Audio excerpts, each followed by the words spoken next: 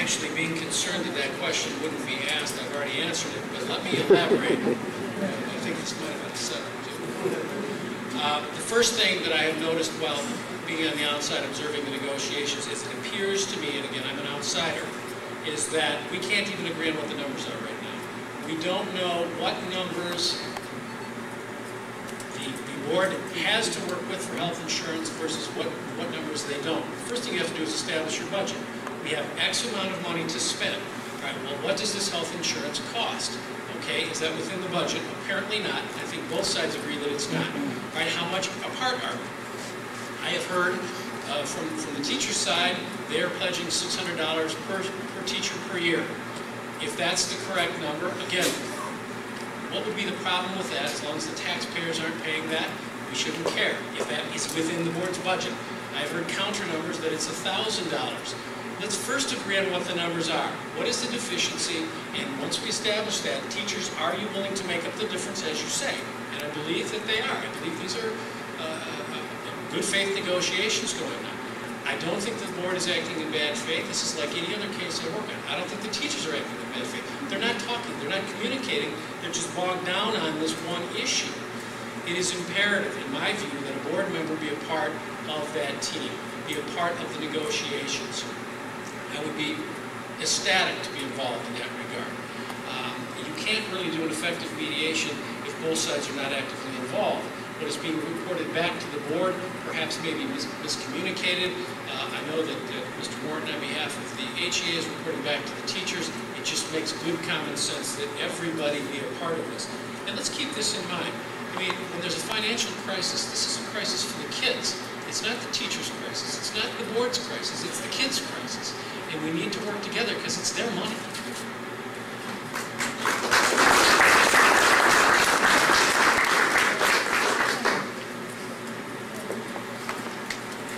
Well, one thing that Janine said was news to me, and that is that there isn't a member of the board on the bargaining committee because of work schedules. I can't make myself available. I will make myself available if nobody else can. I think it's important. My focus is on education. My focus is on teaching the children. My focus to educate those children requires that the teachers be taken care of, requires that the teachers have stability in their jobs. It does have an effect on how one performs when the stability is not there. I don't care who provides the insurance. It's the bottom line, how much does it cost, how much can the school district afford, and how much can the teachers contribute.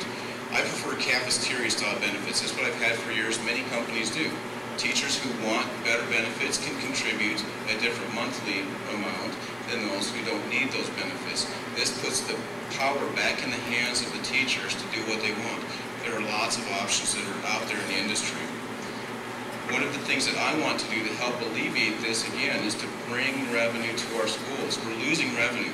The numbers are misleading. I've tried to get numbers, and I've heard anywhere from 290 to 400 students leave our district to schools of choice. I do know that a lot leave for private schools. I do know that a lot leave for charter schools. I do know that a lot leave for homeschool. Some of those are willing to come back if we can put behind us the controversy and invite them back, put programs that will bring them back. I want to bring that revenue back. Again, if we can just replace the students we've lost, it will more than make up the $2 million deficit that the board has been discussing. We do want more money from the state, but it's not going to happen anytime soon. But we can bring new students in next year. It doesn't take time to bring new students in. If they see a change, we need a change in the board. We need a change of our image in front of the public. I want to be part of that. Thank you very much.